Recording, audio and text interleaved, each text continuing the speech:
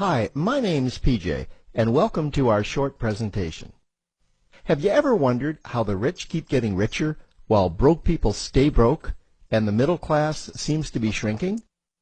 Well, this isn't nearly as mysterious as it may appear when you examine the specific differences in how broke people, the middle class, and the rich spend their money. Now, this is such a simple concept, yet so profound, it nearly knocked me out of my chair when I finally understood it. I'm going to show you exactly how the rich spend their money, and you can evaluate for yourself why they keep getting richer and the broke keep getting broker, and why the middle class remains so stressed out. Now, to get started, I'd like to review some financial terms we'll be using during this presentation. The terms that you need to be familiar with are cash flow, which means money you bring in, expenses, which means money you spend, assets. Now, this is the most confusing one. You're probably familiar with the traditional definition of an asset, which is something you own or have equity in. However, back in the 1990s, Robert Kiyosaki introduced us to a new definition of an asset in his groundbreaking Rich Dad, Poor Dad series of books. Robert taught us that an asset is something that pays you, and that's the definition we'll be using here. Liabilities is the last term, and it's defined as things that cost you money. As an example, a house is typically viewed as an asset, but can it actually be a liability? Yes, with our revised definition, anything that costs you money is a liability, not an asset. If you have a mortgage, your house is an asset to your banker because it pays him or her every month. But could a house also be considered an asset to you? Yes, in the right circumstances it could, when it pays you money. Let's say you buy a house and you rent it out, and it paid you a positive cash flow every month after all expenses. That would then be considered an asset. Now, one more time with the terms, just to be very clear before we continue. Cash flow is money you make. Expenses, that's money you spend. An asset pays you, and a liability costs you. Now let's take a look at how broke people spend their money. Now, when I say broke people, I'm not referring to the destitute.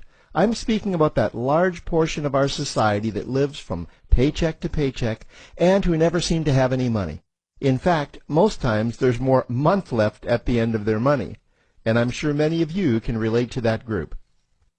On payday, broke people buy what I'm going to call stuff. Well, what's stuff? Well, that's inexpensive things that people buy that they don't really need to survive. You go into someone's house and you can't find any counter or tabletop space in the whole house because of all the stuff on it. Their house and their cars are full and cluttered with stuff. Well, where do they get all this stuff? They buy it at the flea market, at the garage sale, at the dollar store, at the craft show. So cash flow comes in and then it goes straight out the expense column to buy stuff. You see, broke people never really educate themselves on assets and liabilities. They justify buying all of this stuff by claiming that it costs so little. But over the years, it's all they ever have. The problem is their cash flow never produced or created more cash flow. Now, please understand, I'm not undermining or taking any shots at this or any group. I just see a lot of financial difficulty out there, and it really doesn't need to be that way. Creating wealth isn't a mystery, it's a formula. The only reason someone doesn't create wealth is because they either don't know the formula or they don't apply the formula. Now let's take a look at the middle class. The middle class is the group that society mistakenly thinks are rich. They're not. Yes, they typically earn a six-figure income, and many of them appear rich, but it's what they buy with their money that keeps them prisoners of the middle class. What they typically buy are liabilities. Remember the definition of a liability? Things that cost you. By buying liabilities, the money gets pushed up and out their expense column. Liabilities are items like cars, boats, houses, airplanes, credit card debt. Now let's see just how this happens. The middle class gets a nice paycheck, let's say $10,000 for the month. They then split that down the middle and they pay their monthly expenses with half, and with the other half they make a down payment on a new car. The car costs $5,000 down, and after they add on the insurance and the maintenance, that liability now costs $1,100 new dollars every single month. A few months go by and they want a boat, then a vacation home, a Rolex watch on their credit card, a vacation on their credit card. And before you know it, their liabilities have raised their expense levels to near or above their income levels. They actually spend equal to or more than they make, meaning that they have to go to work and make a certain amount of money every single month just to cover their liabilities.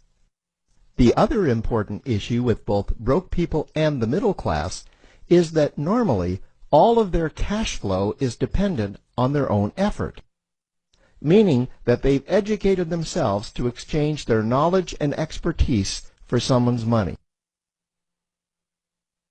Also, the money they earn is usually the highest taxed form of income.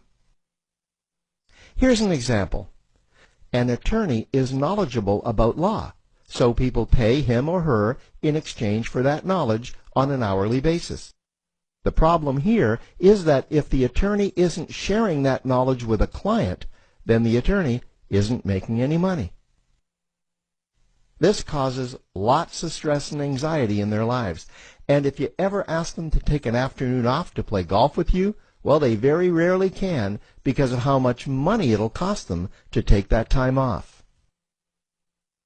On the surface, life's pretty good. The reality is that it's a roller coaster ride. That's the middle class. Now, I know this group very well because for a great deal of my adult life, that was me. Now let's take a look at how the rich people spend their money. Rich people acquire assets. Again, an asset is something that pays you. If you want to become rich, buy assets that earn you more money. The money cycle looks like this. Acquire assets that produce cash flow, invest the profits to acquire more assets that produce more cash flow, invest those profits to acquire more assets that produce more cash flow. The rich spend their money and acquire things that produce more money.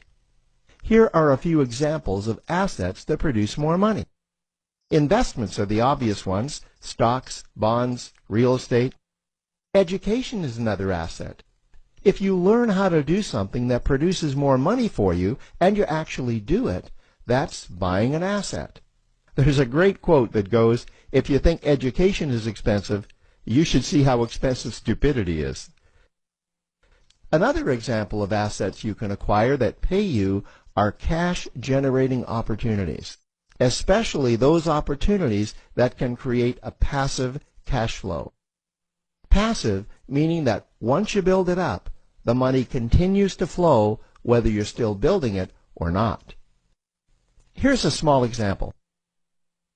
Let's suppose you bought a pinball machine and you put it in a barber shop, and you don't spend any of the profits. You save them until you can buy another pinball machine and put it in another barber shop.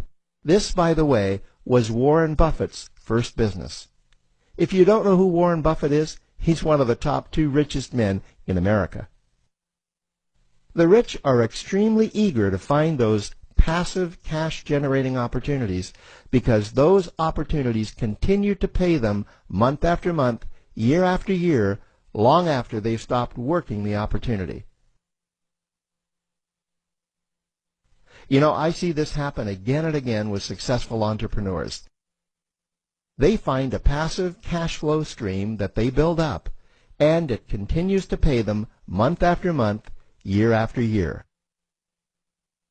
They then take those profits and multiply them in another passive cash-generating opportunity, and then again in another. In conclusion, here's what I've learned over the years. You can't find these passive cash generating opportunities unless you're open to hearing about them. Then, once you find them, you must be willing to see what fits you and then act.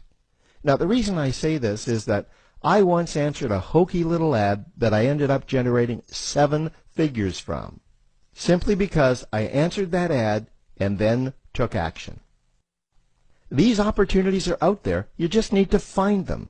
You also must be opportunistic enough that when the right situation does present itself, you don't miss it. So remember, broke people buy stuff, the middle class buy liabilities, and the rich acquire assets, preferably cash-generating opportunities that can create passive cash flow. They then take that cash flow and invest it in another asset that produces more cash flow. That's the wealth creation formula. Now, I trust you found this introductory information helpful. Now, to learn about one of the greatest cash-generating machines on the planet, click on the link below to proceed to step 2.